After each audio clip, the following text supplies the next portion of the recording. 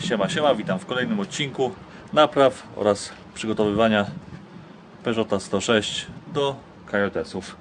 Tak więc zapraszam, miłego oglądania.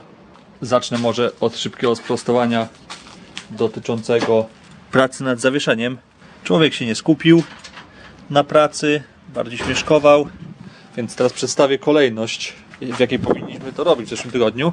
Czyli najpierw pozbyć się końcówki drążka kierowniczego i dopiero potem walczyć z całą resztą. Także wypadająca półośka, zdejmowanie wahacza, to wszystko było zbyt szybko, no i górne mocowanie tak samo, więc najpierw pozbywamy się końcówki drążka, dopiero potem reszta pracy. No i najlepiej to zrobić na samochodzie, który jeszcze stoi na kołach, a nie jest na kobyłkach, ale sobie pewnie jakoś poradzę.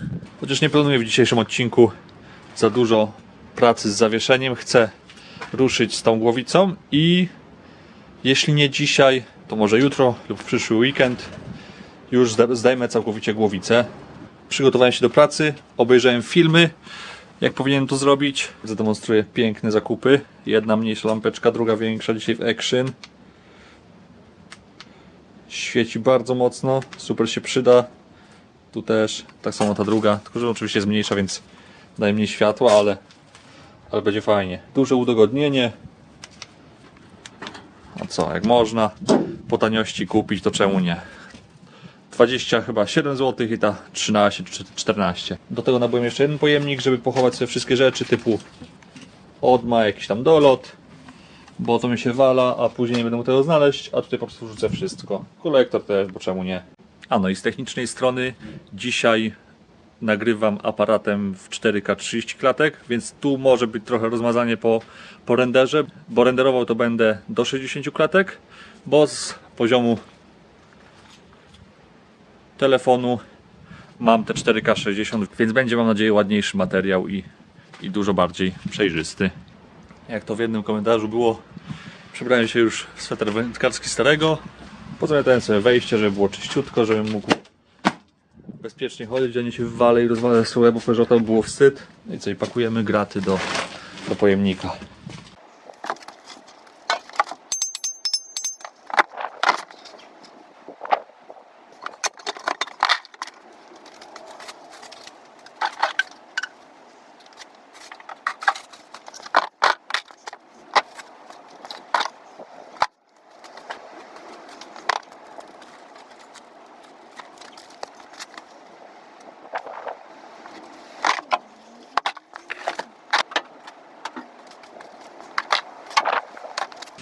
Komputerek Boscha,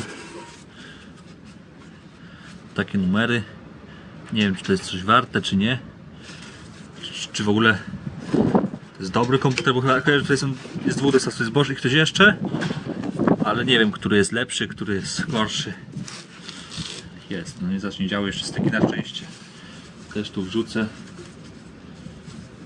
co się leżał w zamknięciu, przecież ten dolot to wyjmę stąd, żeby mógł właśnie komputer sobie bezpiecznie poleżeć, wychillować.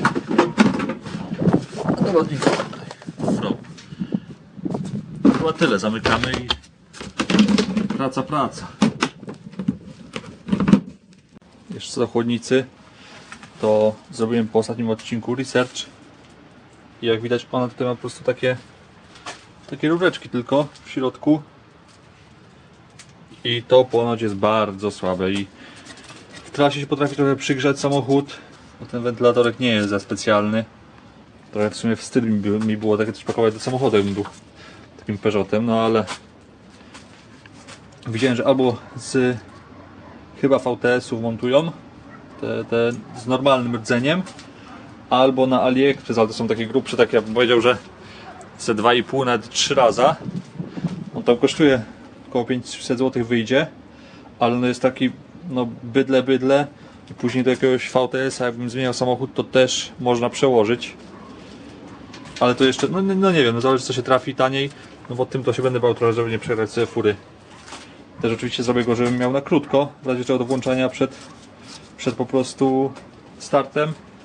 No i mam nadzieję, że na sam początek no to wytrzyma, że nie będzie tragedii z tą chłodnicą, że nie będzie gotować bardzo. Także jakby ktoś miał jakąś radę, jaką chłodnicę kupić najlepiej, zna się bardziej niż ja, to co poczytałem chwilę w internecie, to byłbym wdzięczny za rady. No i co, zaczynamy. Wyjmę termostat. Przy okazji wezmę swojego do domu, sprawdzę czy pracuje. No, chyba się wsadza do garnka, gotuje się wodę i on ma się otworzyć, zamknąć. Cuda nie widy. Zdejmę to jest cewka chyba z tymi przewodami zapłonowymi. O, nawet wychodzą. Nawet się udało. W stanie są takim spoko chyba, ale nie trzeba wymieniać. Myślałem, że będą gorsze. No, wyjmę to. Zdejmę chyba ten cały monoftrys, chociaż się boję, bo to jest tyle połączeń. Tu chyba idzie paliwo. Pewnie tam od strony baku. Tu pewnie jakiś powrót, albo jedno, albo drugie. Tu jeszcze wchodzi jakieś chyba prąd z tyłu. Tutaj to jest linka. Przepustnica się otwiera. Fajnie. No i zdjąć cały kolektor, chociaż z tego co czytałem, to nie trzeba tego zdejmować do wymiany, no ale zawsze będzie wygodnie to potem przewieźć i nie będzie tyle roboty. Tu pewnie będą świeczki, dekiel, osłona rozrządu, zdjąć alternator i do roboty. Nie mam problemu, sobie ustawił ładnie. Miał jakiś statywik, bym sobie go tak tutaj postawił. Aparat i bym mógł nagrywać, a tak to trochę lipa. Nie wiem, czy ten przewód muszę... To jest pewnie jakaś masa czy coś. Czy to muszę się tego pozbyć, czy nie. Wiem, że tu jest fajny napinacz. No i na paseczku tylko alternator, nic więcej. No i to jest motoryzacja. Tak zwane ABC z wyposażenia. Absolutny brak czegokolwiek. No więc to muszę chyba poluzować trochę. I tam od spodu chyba też jakaś jest śruba mocująca. I tu jest tak. I ją też muszę odkręcić, żeby się pozbyć alternatora. To całe to mocowanie to nie wiem, czy będzie jakaś pompa oleju. Nie wiem, zobaczymy, będziemy rozkręcać, to się dowiemy, tak? Odkręcam pewnie tu. Tutaj niżej mniejszy klucz, tu jest 13. No i tu pewnie też jakieś 13. A od dołu coś chyba ciut większego, albo też 13 większe. 13 nie wejdzie. Pewnie jakiś powolony 15 albo coś w tym stylu. Więc tu, żeby to ściągnąć, musimy zakręcać jakby w tym kierunku zgodnie z ruchem wskazówek zegara. Tu psiknę sobie cejksikiem, żeby mi było lżej. To jest wszystko uwalone, to zawsze trochę będzie prościej. Chociaż nie, bo się gnie cała ta blacha. Ty, Heniek, popsujesz napinacz. O, już się odgięła. Z powrotem wróciła na swoje miejsce. To ja to mam poluzować. Może po prostu przeczyszczę to, bo tu jest kupa syfu. To co, jakiś druciaczek, tylko nie wiem, czy tutaj mam takiego małego druciaka. Takiego większego. Ale proszę, o, pukaneczka. Kiwi już tam byłby zły. Co wy robicie? To jest właśnie to. Się robi, się rzuci druciaka i się już go znajduje. Ważne, żeby pamiętać, żeby nie być głupim jak ja, to trzeba poluzować najpierw, żeby dopiero to kręcić, żeby nam się nie wyginało. Czemu tu wszystko w tym samochodzie musi być innym kluczem? Kurde, jeszcze leci mi z rąk. O tym to będzie mi tutaj ciężko, krótkim takim. Kurde no. Dobra, czyli taka kolejność. Odkręcamy tu, przesuwamy alternator na tym właśnie i od spodu odkręcamy tą jedną śrubę. Luzuje się pasek, zrzucamy sobie pasek i pewnie potem sobie tutaj waleon. Fiu. Tutaj odkręcimy sobie dwie śrubki, żebym mógł się z nim wyjść całkowicie, chyba nic się nie stanie. No. Jak coś tej śrubki nie zakręcamy zgodnie z ruchem wskazówek zegara, tylko odkręcamy. Bo wcześniej nie pomyślałem. I teraz chyba muszę jeszcze poluzować to od dołu. Nie ufam sobie, nie ufam tej technologii. Czy to będzie jakiś magiczny 14? A nie, teraz mam 14, czy to będzie 15? Też nie. Francuzi naprawdę. Każdy jeden element na przykładzie właśnie alternatora. Tu 10, tam 12, tu 13. Gdzieś tam jeszcze wejdzie 17. 17 albo 16, bo to będzie 16. W tym samochodzie jeszcze chyba niczego 16 nie odkręcałem, więc super. Kolejny losowy rozmiar klucza. Dlaczego to nie można ułatwić, uprościć? Czemu to wszystko musi być takie, jeszcze chyba mocowanie jej, bo mi tutaj trochę wadzi, tu muszę od góry pewnie. O, cyk. O, i sobie ją wyjadę może. Może nie w tej chwili, ale docelowo już wiem co i jak, więc teraz tylko odkręcę i zaraz ją wrócę na miejsce. O, dobra. O, i teraz zluzował od razu, widać po pasku. No, cały teraz chodzi. Tak wieje. Śnieg mi tutaj spada do garażu. Pięknie, jest magicznie. O, tutaj to co takie jasne? Uszczeleczka taka, czy jakiś silikonik wyszedł? Olej normalnie. Krople dalej wiszą. Jest ucyklany. Nieziemsko. Z alternatorem już wyjechane. Wkręciłem sobie właśnie śrubę mocującą go od dołu, żebym się nie zgubił, a potem podkładeczka przeszkodziła. Teraz odepnę te przewody. Na większy klucz jest ten z kostką, na mniejszy jest ten taki jaśniejszy u mnie przynajmniej. No i co? Zszedł. Tam w jedną stronę chodzi, popiskiwał trochę, w drugą nie. Tak samo miałem problemy z tym alternatorem też. Chyba że 2 razy był robiony. Mam nadzieję, że tutaj tak nie będzie. No. I wychodzę z takiego założenia, że tylko kiedy jest szansa, staram się pamiętać, żeby nakrętkę nakręcić, śrubę wkręcić, żeby potem nie szukać gdzie co było po nagraniach, tylko od razu jest szybsza robota. Trochę do wyczyszczenia i będzie cacy. I zaraz go odkładam do pudełka. A pasek, jak widać, w stanie nawet, wiadomo, trochę brudne, ale tutaj tak jak tarłem tym druciakiem, nie jest źle, nie jest bardzo powygryzany, no ale do zmiany oczywiście. To nie ma co na takich rzeczach oszczędzać, będzie spokój. Nie wiem jakiej to jest firmy, nie wiem jaki to jest rocznik, coś we Francji. Było śmieszne, jakbym to nagrywał w formie bardziej shortowej, tiktokowej. Odnawianie tam starych samochodów zaczyna się od wysprzątania wszystkiego na błysk. Polereczka, nie polereczka, fiubździu, nowa fela fresh. Wszystko ma być pięknie, świecić się, być czyściutkie.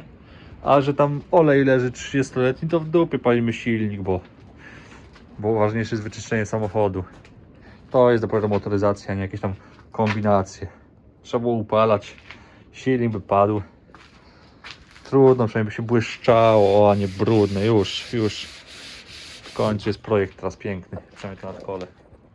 Ślicznie jest. Taki rancik na tiktokowe projekty. Chociaż no nie powiem, no przydałoby się coś tutaj przeczyścić. Może.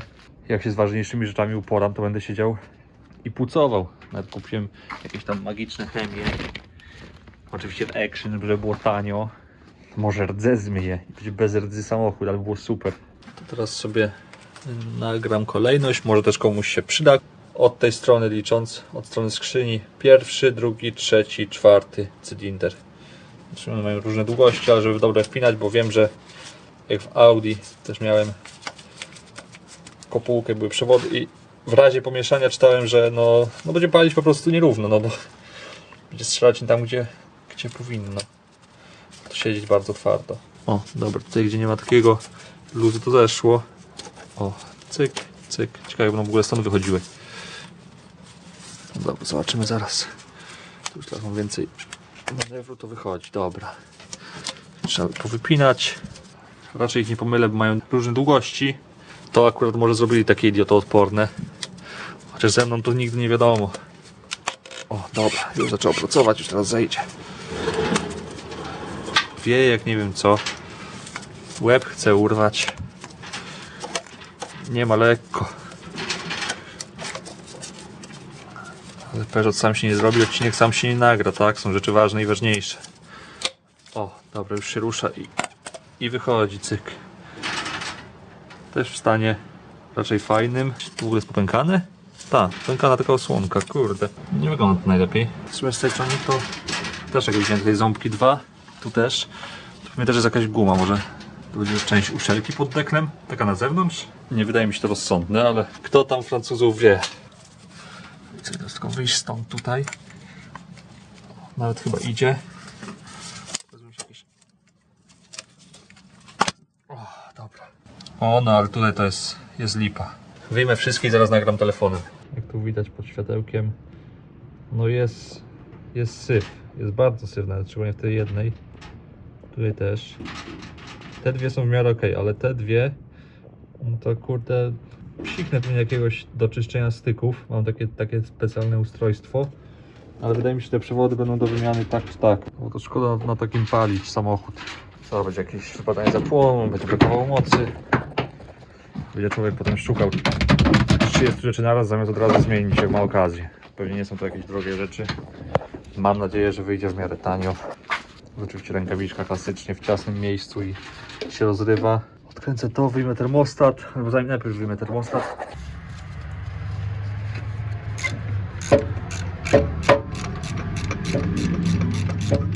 Sądząc po jego wyglądzie, no to już całą nakrętką teraz zejdzie.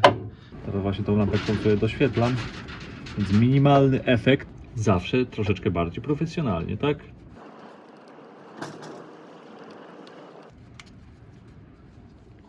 I wyszło. W ogóle nie spodziewałem się, że w jakimkolwiek samochodzie wymiana termostatu może być taka prosta. Cieknie mi. Mam wiadereczko pod spodem. I już. To nie tak, że powinno być jakieś coś w tym jeszcze? Z tego co patrzyłem w internecie, to te termostaty to było właśnie coś takiego z taką jakby sprężynką, no po prostu od temperatury zamyka się, otwiera. Może po prostu dla innych wersji patrzyłem, ale tutaj w środku nic więcej nie ma. To co to jest, bez termostatu? Nie.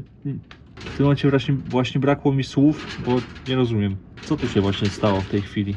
Więc wyszło na to, że termostatu tutaj nie było, bo się pewnie gotował. Silnik, była walnięta uszczelka, no to został termostat wywalony. Super, dobra robota, piękna polska myśl techniczna. Teraz muszę już się tutaj pozbyć tej cewki, kopułki, czy jak to tam zwał. Tylko już widzę, że chyba z tego alarmu, który mam od strony kierowcy przy podłodze, przy otwieraniu maski, tu już widzę, jest jakiś tam ten Falcon, nie wiem. Pewnie ten alarm, odcięcie zapłonu. I kolejna rzecz, z którą trzeba będzie walczyć dodatkowo. Przez ten alarm trochę kurde się boję, bo w Saxo przy wymianie szczotek alternatora zablokował mi się ten komputer, ten wbudowany, oryginalny. No i nie chciałbym znowu, żeby cokolwiek się stało, żeby coś się zablokowało. Mam nadzieję, że do komputera to też nic nie było dopinane. Nie wygląda przynajmniej, ale kurde, no nawkładają tych alarmów, pociągną kable jakoś tak, o po prostu tutaj, nie wiadomo czy to jest oryginalne, czy nie oryginalne, od czego to. To jest jakiś czujniczek. Nie, to jest akurat otwarcie maski. Mówię też od alarmu. Też wygląda jakby zrobione było tutaj tak na sztukę, chyba. No od maski, to jest chyba tutaj też.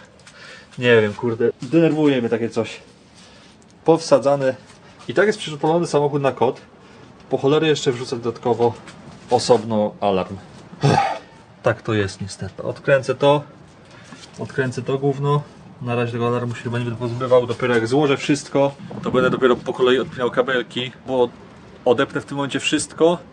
Każdy jeden tam z tych czujników na słupkach, tu pod maską, jeszcze jakieś 5 rzeczy na raz i potem wyjdzie tylko jedna, blokuje i jakoś to, nie wiem, trzeba będzie poprowadzić, dać napięcie, nie wiem, zmasować cokolwiek, zostawić tą puchę, żeby to jeździło. Tak jak ta syrena jest, od tego dziadostwa też jest to podpięte, wydarło japę. Miało być tak pięknie i przyjemnie.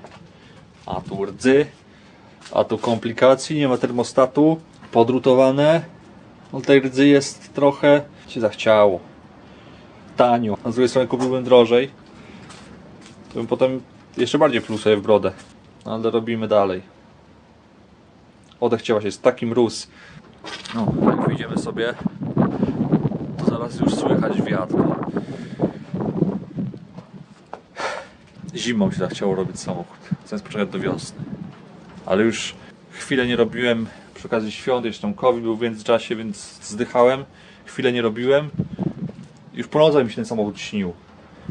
Człowiek jest walnięty przez te samochody, to dajcie spokój. Poważnym być to nie. Trzeba w samochodach dłubać. Robię dalej. Zdejmę to i... No po co mam w sumie zdejmować dekiel, jak... Dekiel to się mogę walnąć.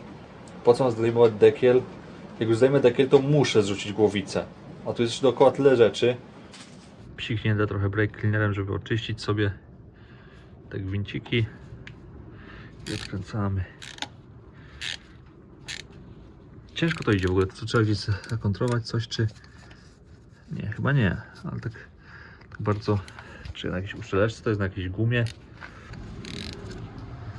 O tak, uwal gwint. A tu coś w tym siedzi, jest jakiś brudek. To jest sprężone powietrze prędzej niż brake cleaner. Dobrze jest morda. No ale już kurde ten gwint chyba poprałem. Ja.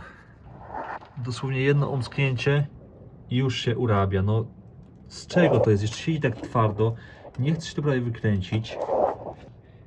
Czy naprawdę to wszystko musi być takie giga delikatne, a jednocześnie siedzieć twardo i nie chcieć wyjść.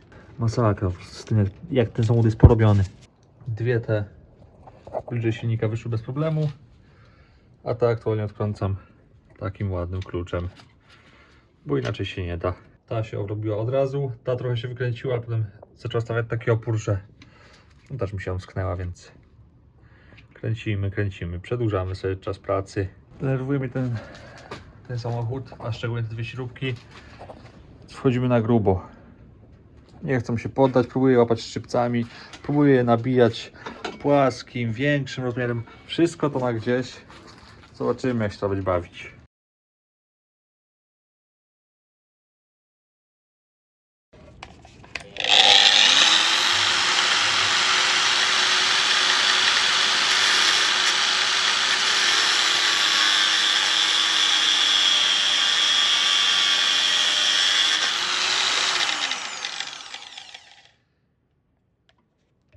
Jakie to proste i przyjemne.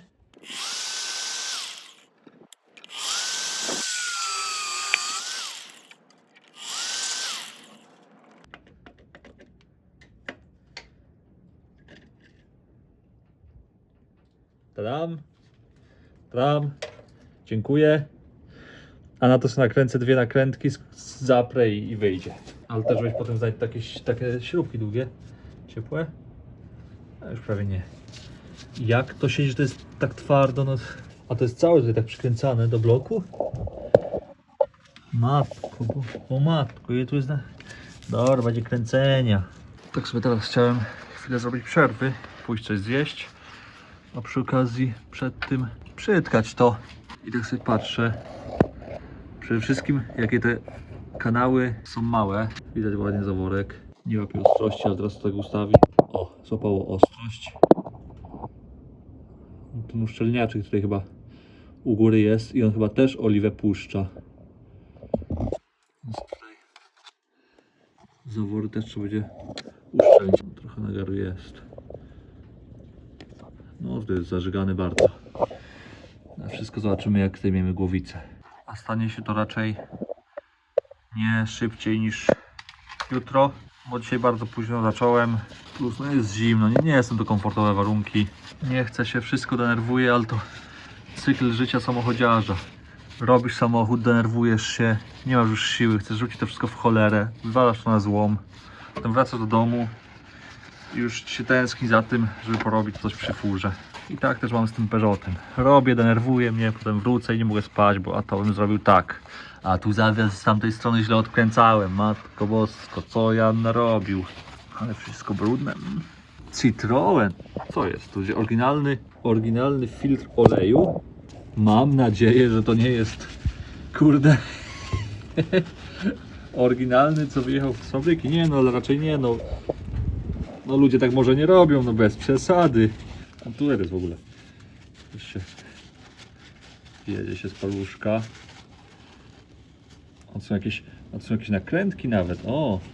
Dopiero czuć ją pod palcem, bo nie widać jej ani trochę. Tutaj tą osłonkę też by się przydało chyba zmienić. To lepiej, żeby w takich warunkach to nie jeździło. A tu przecież jest cieplutko od kolektora.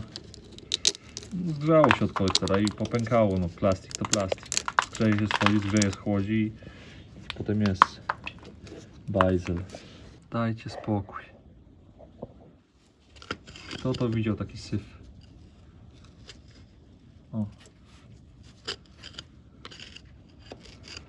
Aj, to będzie pobrania się z tym czyszczeniem. Masakra. Nie lubię, jak samochód nie jest tak dbany. Po prostu szkoda jest fury. Żeby tak się wszystko marnowało.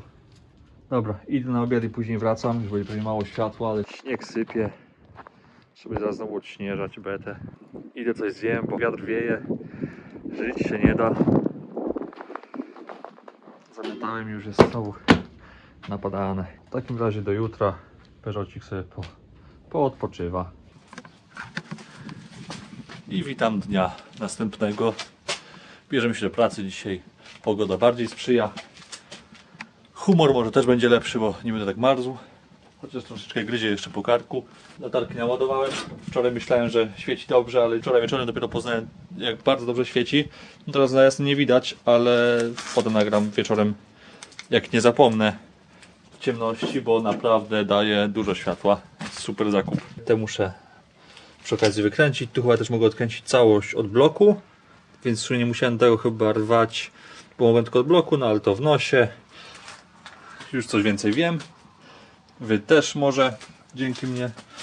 Spróbuję zdjąć dolot, odkręcić tutaj wszystko, pozbyć się i będziemy tutaj się brać za osłony rozrządu. Wykręcę pewnie świecę. Czy nie wiem, czy na razie wykręcać, może jak zdejmę głowicę dopiero. Ale korci. Najwyżej je wykręcę i wkręcę lekko, żeby nic tam nie wpadało syfu.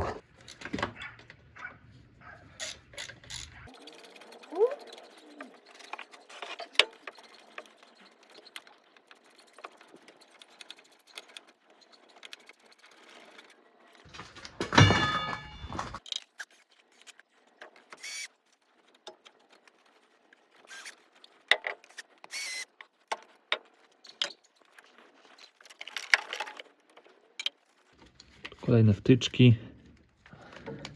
O, poszło. Zawsze trochę tutaj luzu. Z odsądy, dobra. Już mniej więcej wiem co i jak. Kręcimy dalej.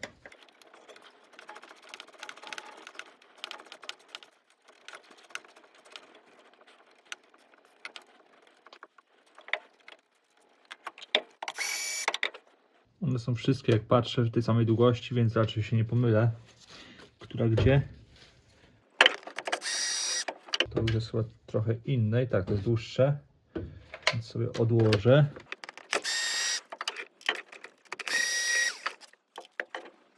Czyli to w teorii już się na niczym nie trzyma.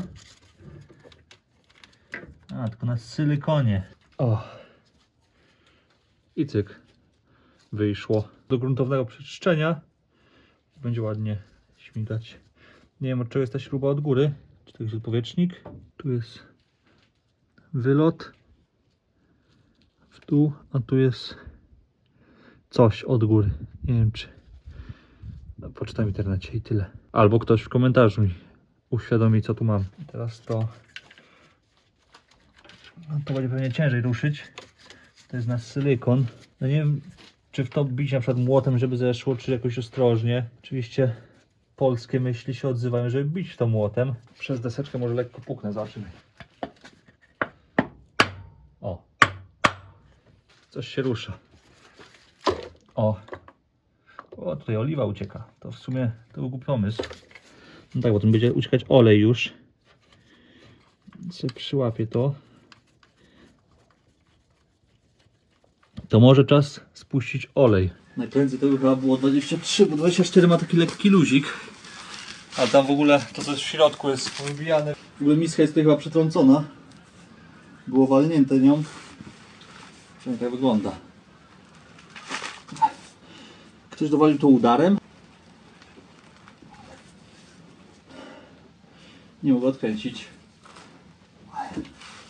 tego korka, ale to mamy na to rozwiązanie. Bardzo proste. Długie i proste wręcz. Negocjator. Wchodzimy.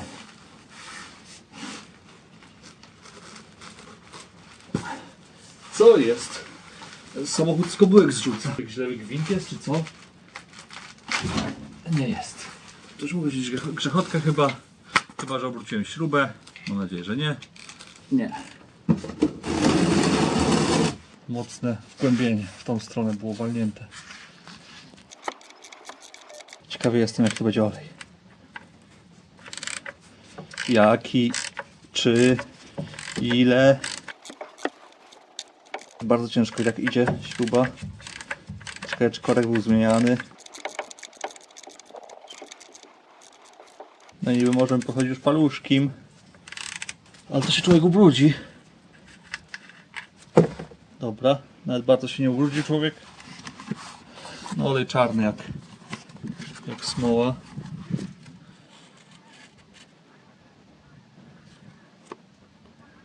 To już był olej ze skrzyni, ale ze skrzyni był bardziej taki brązowy, to jest czarny. Nie, on się zlewał, on się będzie trochę zlewał, bo był zimny. Długi już czas, ponad miesiąc. Sprzątniemy te rzeczy na chwilę. To były od tej podstawki. Skręcimy sobie koreczek. O, tu już malutko ścieka. No ale chwilę nie był wymieniany na pewno. Citroen Peugeot, filtr. Chociaż z nim to zawsze jest problem, bo powinno się zawsze, z tego co mi wiadomo, wkręcać go ręką, no i po prostu na siłę to co ręka dokręci, a ludzie biorą te specjalne klucze i dokręcają. Mam ten klucz, tylko on się nie sprawdza, nienawidzę go. No i będę próbował najpierw to wyczyścić, żeby było suche, a potem spróbuję ręcznie, jak nie, to też jest trik z paskiem wielorowkowym, żeby zakręcić na tym i ciągnąć i powinno wtedy pójść, bo zawsze większe tarcie. Też przypominam, że ja jestem amatorem i to co tutaj robię hobbystycznie i lepiej, żeby nikt nie brał ze mnie przykładu, no bo kupiłem samochód tanio, żeby uczyć się na błędach i móc popełnić ich jak najwięcej, żeby było jak najmniej szkoda. Także wszystkie te mini problemiki, które napotykam i coś uszkadzam, to jak coś nie jestem profesjonalistą, nie róbcie tego w domu, tak? To jest wszystko tak na sztukę, na chłopski rozum, nie ma co się wzorować. Bałbym się. Trzeba teraz wyłowić korek. O, chyba gdzieś tu go czułem.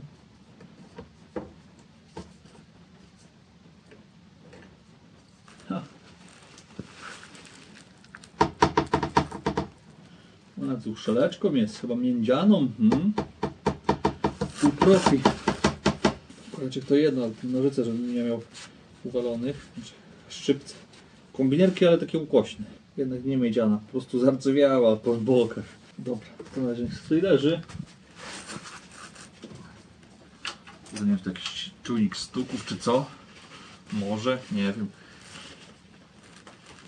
O, na pewno to odkręcę. Aha. Już, nacieszyłem się. Nienawidzę tych filtrów odkręcać. W E46 jest dostęp. Od góry się zdejmuje pokrywkę, wyjmuje się papierowy filtr, wkłada się świeży, zakręca, nieduży niut. W tej Mazdzie MX-5, o której mówiłem w pierwszym odcinku, to samo był tak wypruty, żeby go odkręcić, przebijaliśmy go, przewiercaliśmy, no masa rzeczy, aż w końcu po jakimś tam długim czasie się udało. Króciutki, malutki. That's what she said.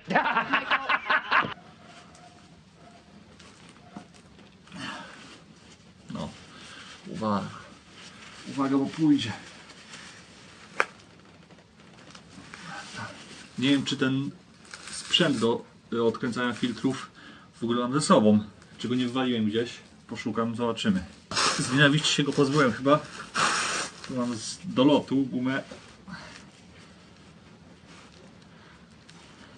No jakby ją fajnie jakoś zaadaptować. Pociągnąć. Tutaj blisko tego wydechu jest. Przecież od wydechu samego się grzeje. Genialne. Genialne po prostu. Lakier już zaczął schodzić, to już zaczęło rdzewieć z zewnątrz. Idę po pasek wielorowkowy.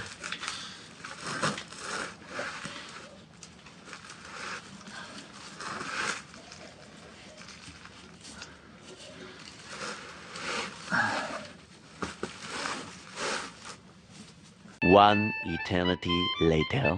Ała. Ale to nie to, co myślicie.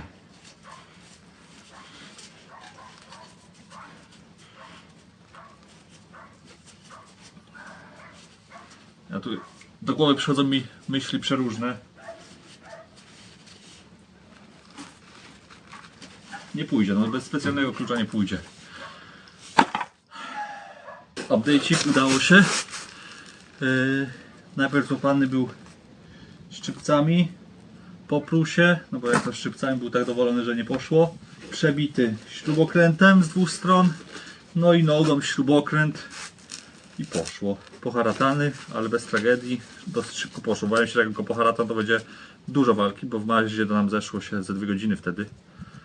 A tu się udało, więc jest chociaż taki plus. No i co? No i żadnych opiłków nie zidentyfikuję w oleju. No bo po pierwsze, jest tu olej ze skrzyni, jest tu piach spod buta, po kopaniu w śrubokręt, no i jest poszarpany filtr, ale nic takiego oprócz lakieru, filtra i piachu nie widać, więc może jest dobrze. Teraz zdejmę to, co wtedy odkręcając poleciał olej. A filterek w takim stanie. O, proszę bardzo. Masz, poczęstuj się. Nie dla psa!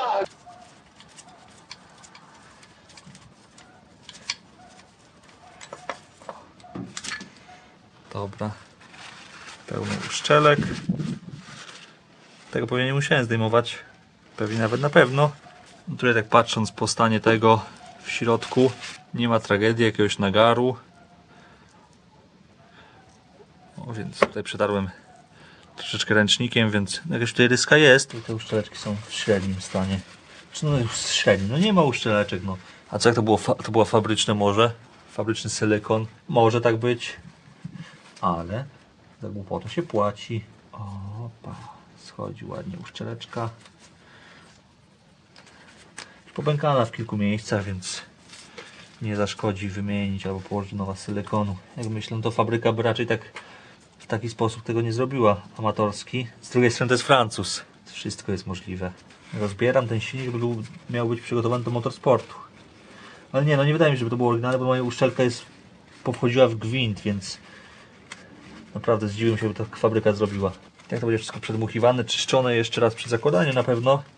Więc na razie mogę to ręcznikiem papierowym zapchać. Tak mi się wydaje. Koreczek też taki dziwny, nie wiem, czy to jest jakiś odpowietrznik. Dziwne te samochody. Tutaj takie coś. Wygląda jakby miał być jakiś odpowietrznik, ale tu uszczeleczka pod korkiem. Trudne trochę to wszystko. Zaniedbany samochód. Kto by pomyślał. Boję się rozbierać ten dolot, kurde. No ale z całym dolotem mi nie zawiozę tej głowicy, więc... O, wykręcę świecę. O, już mam zajęcie. Chcę też wykręcać świecę. I tam jest tyle syfu. Pełno syfu. O, teraz go widać. Jak to się dostanie tam do środka, to będzie problem. A z drugiej strony i tak muszę wykręcić te świece. Nie mam kompresorka, żeby tam psiknąć czymś. Życie jest nowelą. I równiutko. O, lekko wkręcone, fajnie.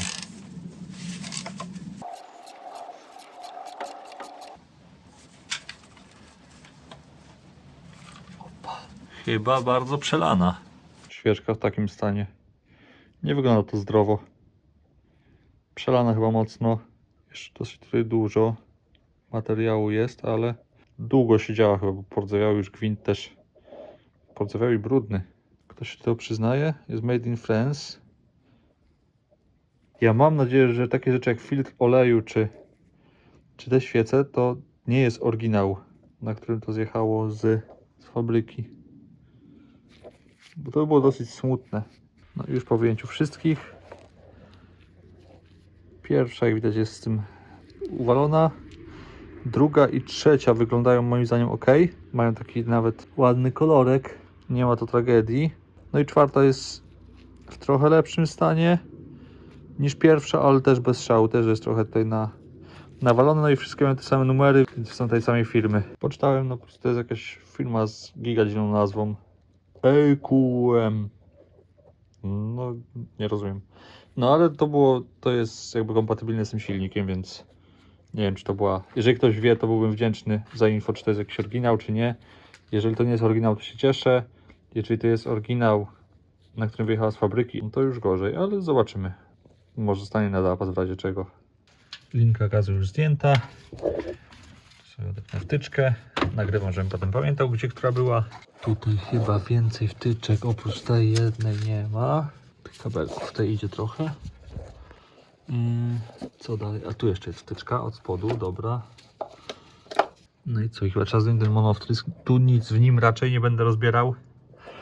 Bo są to, co wziąłem tutaj z jakimiś membrankami, jest problem.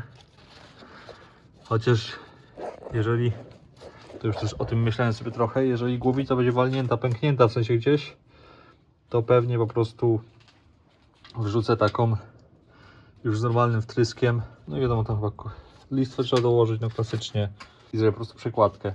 Nie wiem, czy ten komputer, który tutaj jest oryginalnie, to ogarnie, czy trzeba by też przekładać komputer. Z tego co wiem, to koni jest tyle samo, tylko niut troszeczkę tam ma jakiś inny przyrost. No ale też nowsza technologia, wydaje mi się, że prostsza w naprawie. Jeżeli walnie ci wtrysk, no to wymieniasz wtrysk, a nie tutaj bawisz się gaźnikiem, który został ładniej nazwany.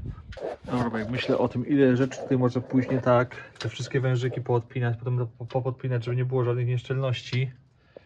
Na przykład tutaj na tą dziwną obejmę, której nienawidzę, bo nigdy jej nie rozumiem. Jest jakaś strzałeczka, ale tu jest chyba coś zaheftane. Nie wiem. Odkręcę chyba cały kolektor. Wydaje mi się, że to będzie prostsze. Po prostu go odsunę na bok, podwieszę trytami i będzie się trzymał. Nie chcę sobie narobić roboty. Ja rozumiem, że tutaj można się pobawić, tutaj gdzieś olej wycieknie, bla bla bla. No ale tego nie, tym się nie zajmuję. No, od głowicy mogę poodkręcać wszystko, ale jeżeli tutaj mogę całość się pozbyć, to chyba tak zrobię. A trytytek mam zapas. Po ostatniej robocie w zeszłym tygodniu, jak podwieszałem tutaj hamulec na 7 małych trytytek, to stwierdziłem, że a co, zaszalejemy, pakiet 1000 różnej wielkości tryt, szerokie, nieszerokie, wąskie, 1000 sztuk, to można się bawić.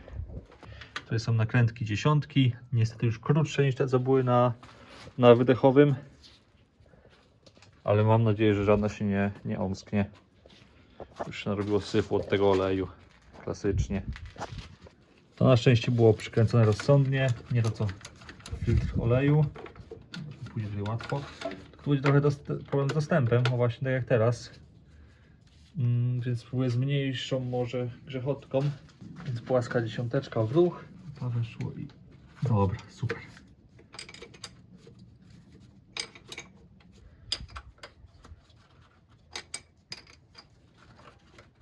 No tutaj to by mi się przydała w tym momencie. Przydałby się płaski oczkowy z grzechotką. Ciekawe, czy do góry jest zamocowane jeszcze, czy tylko tutaj te śruby. Od spodu pewnie też coś jest. Tak, już czuję jedną. A z drugiej strony, o tu z drugiej strony to nie lubię jak fura ma jakieś takie części, czy właśnie jak tutaj były te torksiki takie malutkie, one się każdy wie, że on się obróci, że się obrobi. Jeszcze z takiego gównolitu, który jest mięciutki. A i tak to wsadzą. To mi się bardzo podobało w Audi 80. Tam wszystko siekierą ciosane. Zero udogodnień. Udogodnieniem było to, że była prostota. Ale zero kombinacji. Jak ma coś trzymać, to ma trzymać. Najlepiej, żeby trzymało tak, żebyś mógł jeszcze odkręcić, żeby nie było żadnego problemu na przyszłość. Złożymy raz, pojedzie 5 lat i przecież kupi sobie Jean-Pierre nowego Peugeotika, przecież go stać, tak? A Polak się będzie potem martwił 30 lat do przodu, bo nie może odkręcić wygodnie sobie jakieś podstawki. A no i najgorsza robota, cały czas na schylonym. Już wczoraj połamany byłem, plecy cały czas spięte. Człowiek się garbi, przecież nie wyprostuje, bo nie ma siły. Tak się garbi potem 3 godziny. Jak chce się prostować, to się nie da, bo oczywiście połamało już do końca. A w ogóle śmieszne, że taki aluminiowy kolektor dolotowy. Normalnie jak w motorsporcie prawie. Ludzie kupują w Mika za 3000 zł, a mogą mieć w Peugeotie za 3 razy mniej. Widziałem w ogóle wczoraj piękną ofertę. Taki sam, tylko że 5 drzwi i w gorszym silniku, bo w 1.0 ponad 4000 zł. W zwykłym 1.0 bez żadnego wyposażenia. No to jest samochód, który ma przyjechać z punktu A do punktu B. Jest oszczędny, ale jak walniesz w coś, to za tobą się dopiero kończy strefa zgniotu. Więc to nie jest samochód do przemieszczania się masowo, jakieś długie dystanse. To się po prostu nie opłaca. Szkoda zdrowia. A ludzie będą wystawiać takie zwyklaki bez żadnego wyposażenia za 5000 zł. Bo nie ma racji pod maską. Ale belka do wymiany. Żałosne są te ceny samochodów teraz. Poszły tak w górę. Wszystkie. Czy to coś warte, czy to coś nie warte. Wszystkie samochody drożały, to trzeba podnieść wszystkich cenę. Za tyle to ja kupię dobry rower. To gdzie samochód? Nie no, fury powinny kosztować tyle. Kurde no. Całą szpilę wykręcam. Super jest. Muszę pamiętać o tej szpili. Wiecie, żeby nie spadła. Super. Jakość. Żeby dostać się do ostatniej, która jest po tej lewej stronie kolektora, trzeba od tyłu założyć sobie przedłużkę i się udało. Założyłem grzechotkę na to i zobaczmy.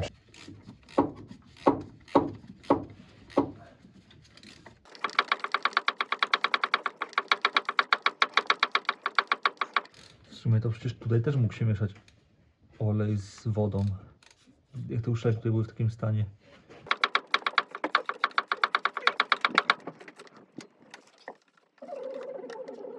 Tu zeszła sama nakręteczka. Wszystkie odkręcone.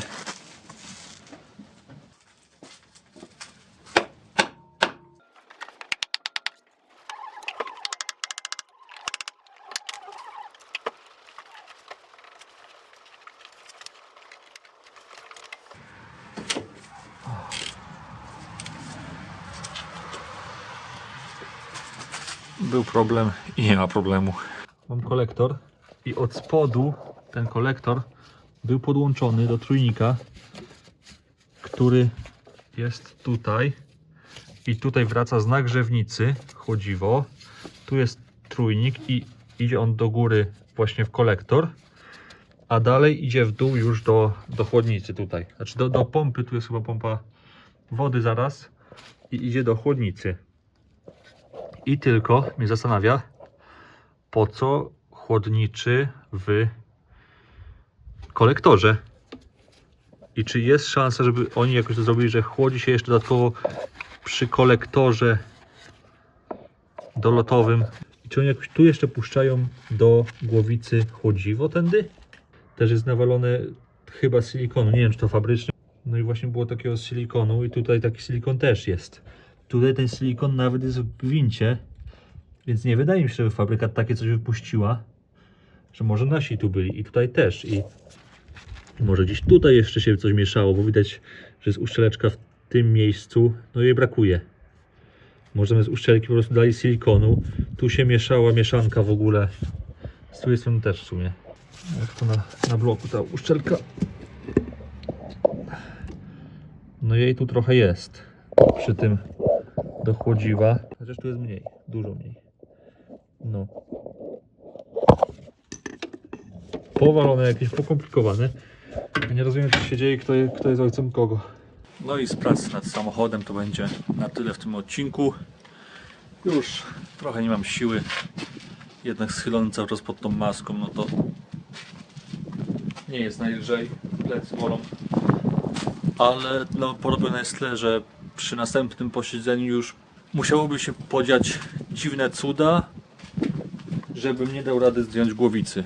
Bo no wszystko jest poodkręcane, możliwe zostanie już tylko zdjąć osłony rozrządu, odkręcić kółko, zablokować rozrząd tam.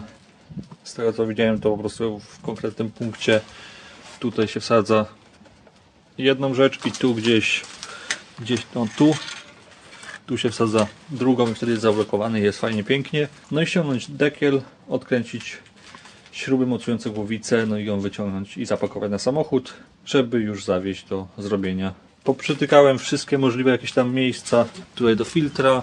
Tutaj też rzuciłem, żeby nie zbierała się wilgoć.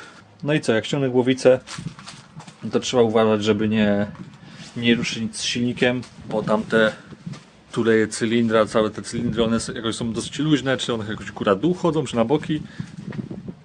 Nie wiem. Wiem, że trzeba zostawić na luzie i nie ruszać silnikiem w ogóle. No i co? No i potem będzie pewnie chwila przerwy. Na pewno jeden weekend od pracy.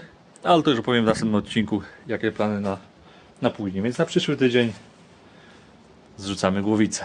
Jako że robi się trochę chłodniej, no to już teraz tylko szybko komentarze z poprzedniego odcinka. Super Peugeot. No, widać, że się znasz na motoryzacji. Nie no, kiedyś Cię może przewiozę, jak będziesz grzeczny. Znowu szanowny kolega Andrzej, który ma przepiękny nick. Ja czytam wszystkie komentarze. Ja dbam o swoich widzów. Nie jest Was wielu, ale za to super jesteście. Pozostałe 2 komentarze już były wcześniej wspomniane. To wystarczy. Także przepięknie dziękuję za uwagę. Mam nadzieję, że ten dłuższy, bo chyba wyjdzie dłuższy, z 2 dni filmik się podobał. Było trochę dłubania. Jak zwykle będę wdzięczny bardzo za feedback, za jakieś rady, co się podobało, co nie. No i do następnego. Na razie. No i test prawdziwe latarki w nocy. I tak mi świeci światło tam z tyłu, ale 27 zł i takie czary. No i co, zebrać to wszystko, już wieczór jest. Zbierać się do domu i odpocząć. Ten odcinek wyszedł dużo dłuższy niż zakładałem. Nie spodziewałem się, że to wyjdzie aż tak długie nagranie finalnie. Wszystkie filmy w przyszłości będą raczej z jednego dnia, nie tak jak w tym przypadku było to z 2. Jeśli jednak podoba się Wam taka dłuższa forma, to dajcie znać w komentarzu. Dostosuję się. Na koniec chciałbym jeszcze raz podziękować Tobie, widzu, za oglądanie. Jeśli film Ci się spodobał, będę wdzięczny za lajka i suba. W ten sposób będę mógł dotrzeć ze swoimi materiałami do większej grupy odbiorców. Siema.